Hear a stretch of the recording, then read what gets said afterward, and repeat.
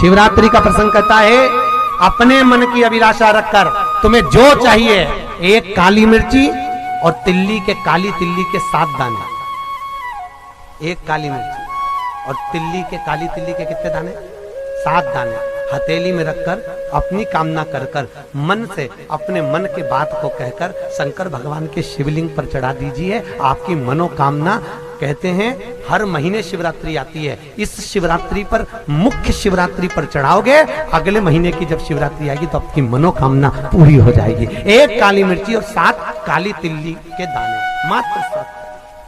महाराज, जिसके घर में क्लेश रहता हो, बहुत ज्यादा लड़ाई झगड़े हो रहे हैं, सास बहू के झगड़े, ना बहू कुछ सुनने को तैयार ना सास सुनने को तैयार, और घर में बेचारे पुरुषों की आफत, यहाँ भाई भाई झगड़ रहे हो, सास बहुएं झगड़ रही हो, कुछ मत करिए। गेहूं की बाली को तोड़ो। गेहूं की बाली जानते हो ना, जिसमें आप लोग तो गेहूं की बाली को तोड़ना है, और बाली 7 बाली तोड़कर अपने घर में घुमाकर अपने घर का नाम और गोत्र बोलकर उसको शंकर को समर्पित कर दीजिए। जिंदगी में कभी सास बहू का झगड़ा नहीं होगा। हमारे शिवरात्रि के दिन उसको समर्पित करिए, आपके घर में कभी क्लेश नहीं बच सकता। और शिवरात्रि के दिन रात्रि को 12 बजे शंकर भगवान पर एक धतूरा चढ़ा दो। क्या चढ़ाना है? जम के बोलिए जरा। धतूरा। ये शंकर भगवान को धतूरा चढ़ा दो।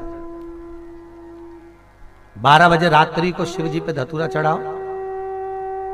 आधे घंटे तक धतूरा चढ़े रहने दो और आप श्री शिवाय नमस्तुभ्यम का जाप करो। जिस शंकर जी पे धतूरा चढ़ाए उस मंदिर के बाहर बैठकर कौन सा मंत्र जपना है? श्री शिवाय नमस्तुभ्यम। फिर से बोलो, श्री शिवाय नमस्तुभ्यम। धतूरा चढ़ाकर श्री शिवाय नमस्तुभ्यम का स्मरण करिए। और जो दुकान नहीं चलती हो, घर में लक्ष्मी नहीं टिकती हो, खेत में फसल अच्छी नहीं आती हो, संपदा नहीं आ रही हो, बस उस धतूरे को लाल वस्त्र में बांधकर अपनी दुकान में, अपने व्यापार में, अपने घर में रात को 12:30 बजे उठाकर लाओ और 4 बजे के पहले उसको अपनी दुकान, व्यापार, व्यवसाय में उसको बांध दीजिए। और अगर जो जमीन फसल सही नहीं दे रही हो, उस जमीन में ले जाकर गाड़ दीजिए।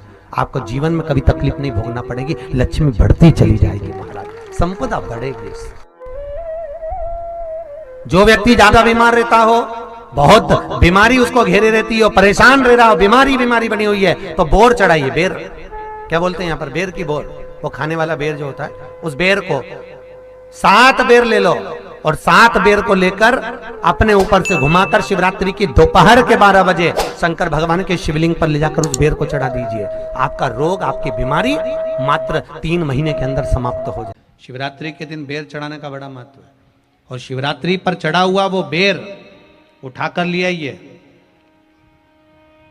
और उस बेर को उठाकर रख लीजिए। मान लो किसी को उदर से जुड़ी हुई जब तकलीफ रहती है, पेट से जुड़ी हुई तकलीफ रहती है, पेट से जुड़ी हुई कोई भी प्रॉब्लम हो, अगर पेट से जुड़ा हुआ कोई भी रोग आपको लग गया और डॉक्टर की दवाई चल रही है, सारी औषधि चल रही है, जो शिवरात्रि पर आपने बेर चढ़ाया है, वो बेर अगर आपके यहाँ रखा हुआ है, वो बेर उस रोग वाले व्यक्ति को खिला दीजिए।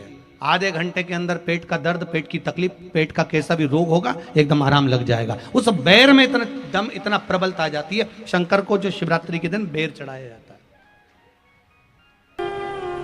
वो केवल शिवरात्रि के दिन करने का होता है। कहते हैं जिसका व्यापार ना चले, व्यवसाय ना चल रहा हो, बहुत ज्यादा कष्ट में जीवन निकल रहा हो और बहुत ही ज्यादा तकलीफ हो रही हो, तो धतूरे को हल्दी में डुबोकर शंकर भगवान को शिवरात्रि के दिन रात को 12 बजे समर्पित करें।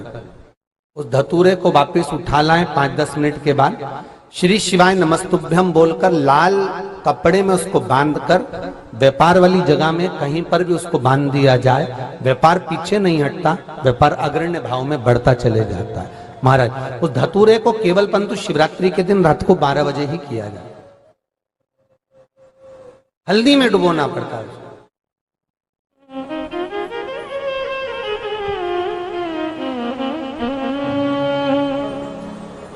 यही प्रमाण एक क्रम में और है महाराज जी। लिंग पुराण कहती है, मान लो किसी व्यक्ति को कोई एक भारी बीमारी हो गई, बड़ा रोग हो गया, और वो रोग डॉक्टर कह रहा है कि ये ठीक नहीं होना है, बहुत तकलीफ उसमें है और कष्ट ही कष्ट है, वो ठीक नहीं हो रहा, दवाइयां लग रही, गोलियां खा रहे हैं, तो महाराज उसका भी वर्णन है। 7 धतूरे, कितने धतूरे लेना है? 7 धतूरे। कोई सी भी शिवरात्रि से मतलब महीने में एक बार शिवरात्रि आती है, प्रत्येक महीने आती है। किसी भी शिवरात्रि के दिन 7 धतूरे लेकर, एक धतूरे में मौली, लच्छा, नाड़ा लपेटकर,